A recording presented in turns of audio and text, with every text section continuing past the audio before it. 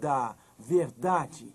Gostaria que pegassem suas Bíblias e abrissem em 2 Tessalonicenses e olhassem no capítulo 2, versos 3 e 4. Acabamos de ler em Daniel que este poder político-religioso que surgiu em Daniel 7 iria engrandecer-se ao príncipe do exército, iria engrandecer-se a si mesmo. Agora vejamos 2 Tessalonicenses capítulo 2, versos 3 e 4. Vamos ler aqui nesta passagem. Ninguém de nenhum modo vos engane, porque isto não acontecerá sem que primeiro venha a apostasia, e seja revelado o homem da iniquidade, o filho da perdição. Sabe o significado da palavra perdição? Significa que ele é um traidor. Ele traiu a verdade, ele estabeleceu as suas próprias palavras como sendo a verdade. Agora, verso 4. O qual se opõe e se levanta contra tudo que se chama Deus, ou objeto de culto, a ponto de assentar-se no santuário de Deus, ostentando-se como se fosse o próprio Deus. Então, segundo Daniel 7, haveria um poder político-religioso que teria um líder que reclamaria os privilégios e as prerrogativas de Deus. Um deles, em Daniel 7, procuraria mudar a lei de Deus. E Daniel 7 descreve uma apostasia ou um abandono da verdade da palavra de Deus. Daniel 8 continua com o mesmo tema. Já que estamos no Novo Testamento, vamos ler em Atos, porque eu quero que vocês vejam que em todo o Novo Testamento existia uma grande preocupação dos apóstolos com este acontecimento e grande aviso contra isso. Eles apelavam para que todos fossem fiéis às Escrituras, eles dariam a sua própria vida para serem fiéis às Escrituras. Os apóstolos apelavam para todos serem obedientes a Deus. Atos capítulo 20, verso 28.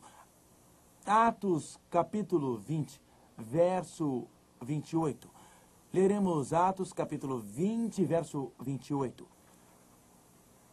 Atendei por vós. É o apóstolo Paulo falando, e por todo o rebanho sobre o qual o Espírito Santo vos constituiu bispos para pastoreardes a igreja de Deus, a qual ele comprou com o seu próprio sangue. Vamos agora ao verso 29. Eu sei que depois da minha partida entre vós penetrarão lobos vorazes que não pouparão o rebanho. Então Paulo diz, depois que eu morrer, haverá uma grande perseguição. E é que dentre vós mesmos, ele está falando para os discípulos, para os líderes religiosos, e que dentre vós mesmos se levantarão homens falando coisas pervertidas. O que significam coisas perversas? Qual é o significado da palavra perversa? Qual é mentira ou falsidade? Para arrastar os discípulos atrás deles. Portanto, vigiai, lembrando-vos, o apóstolo Paulo disse exatamente a mesma coisa que Daniel disse no começo do cristianismo. Líderes religiosos surgirão, eles poderão ser verdadeiros líderes religiosos, eles poderão converter os pagãos, mas eles aceitarão ideias pagãs no cristianismo. Formas pagãs de adoração dentro do cristianismo. Haverá um abandono da Bíblia. Por isso Paulo diz, lembrem-se, voltem para a Bíblia, voltem para a palavra de Deus, voltem para a verdade de Deus, voltem a obedecer a Deus. Sim, Daniel capítulo 8 focaliza estes últimos dias. O cordeiro, Medo-Pérsia, o bode, Grécia, os 4 chifres, os 4 generais de Alexandre o Grande, o pequeno chifre que cresce e se torna extremamente importante, Roma pagã. Ele cresceu geograficamente através de toda a Europa. Este pequeno chifre destruiu o exército celeste, lançou a verdade por terra e ele ataca a verdade de Deus, ele ataca o povo de Deus. Então a Bíblia diz que aquela verdade que fora destruída iria finalmente ser completamente restaurada. Peguem suas Bíblias e abram em Daniel capítulo 8 e leiamos, por favor, os versos 12, 13 e 14. Daniel capítulo 8. Sim, a verdade seria restaurada. Sim, as tradições espalhadas pela terra seriam derrotadas pela luz da verdade divina. Esta luz destruiria a escuridão. Daniel capítulo 8, verso 12 em diante. O exército lhe foi entregue, este era o pequeno chifre, com o sacrifício contínuo por causa das transgressões. E deitou por terra a verdade, e o que fez prosperou. Depois ouvi um santo que falava e disse, outro santo, aquele que falava, até quando durará a visão do costumado sacrifício e da transgressão assoladora, visão na qual era entregue o santuário e o exército a fim de serem pisados?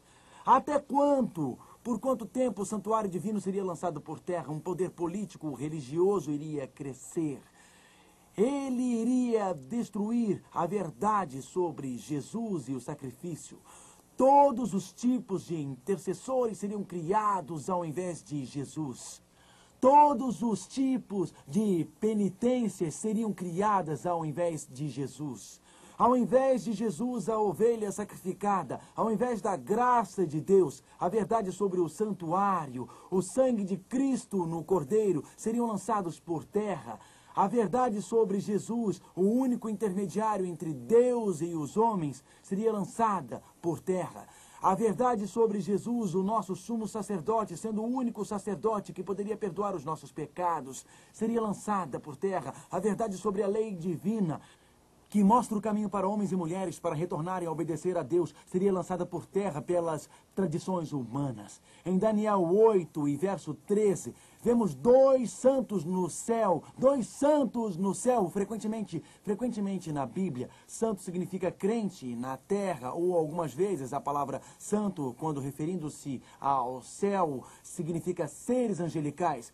Por isso aqui, Daniel já havia falado sobre dois anjos, portanto a palavra santo significa santo ou seres santos. Se você tem uma tradução moderna da Bíblia, provavelmente diz assim, santos que falavam. Dois seres santos estavam conversando e um olha para o outro e pergunta até quando a verdade sobre Jesus será lançada por terra? Até quando a verdade de Jesus como nosso Salvador, de Jesus como único que perdoa, aquele que derramou seu sangue? Até quando a verdade de Jesus como o nosso sacerdote que nos representa diante de Deus? Até quando isso será lançado por terra? Até quando as leis humanas tomarão o lugar das leis divinas? Até quando? Esta é a pergunta. E o verso 14 responde. Ele me disse, verso 14, até 2.300 tardes e manhãs e o santuário será purificado.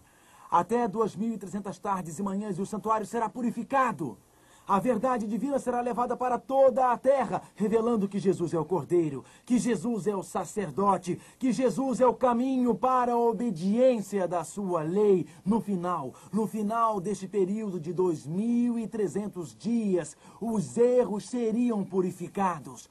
No juízo final de Deus na terra, a luz celeste brilharia sobre toda a terra, sobre os seres humanos antes do fim do tempo. E eles saberiam tudo sobre Jesus, o Cordeiro sacrificado, saberiam que Jesus é o sacerdote, saberiam que Jesus é o único que perdoa, saberiam de sua misericórdia e de seu poder, saberiam sobre sua obediência e sobre a lei de Deus. Percebem que no fim do tempo tudo é sobre Jesus? Mas, e sobre esses 2.300 dias, eu estou meio confuso aqui, porque a Bíblia diz até 2.300 tardes e manhãs e o santuário será purificado. Portanto, existem três coisas. Existe um período de tempo, 2.300 dias. Existe um lugar, o santuário, e existe um evento, a purificação deste santuário. Mas se contarmos 2.300 dias dos dias de Daniel, quantos anos seriam? Se são dias literais, 2.300 dias, quantos dias temos em um ano? Alguns sabem. Quantos dias? 365. Então, estes são apenas 2.300 dias. E se forem literais, seriam um pouco mais de 6 anos. Mas o anjo disse algo para Daniel que me confunde muito. Leiamos Daniel capítulo 8 e verso 17. Daniel 8, verso 17.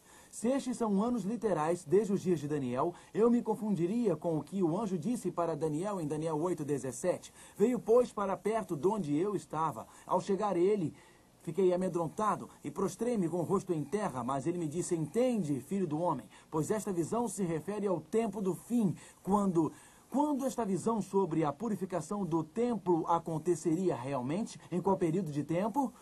Para o fim do tempo. Agora, notem que, novamente, no verso 19, ele diz, eis que te farei saber o que há de acontecer no último tempo da ira, porque esta visão se refere ao tempo determinado do fim. Então, esse período de 2.300 dias acaba quando o tempo do fim começa, e no fim do tempo a verdade de Deus será restaurada. Portanto, estes não são 2.300 dias literais. Eles têm que ser algo mais. Então aqui em Ezequiel 4, 6,